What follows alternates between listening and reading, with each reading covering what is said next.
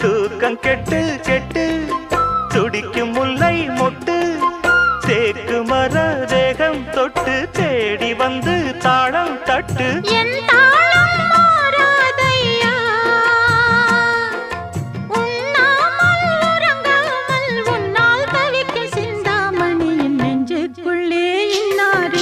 சொன்னால் புரியுமா அது கொஞ்சி கொஞ்சி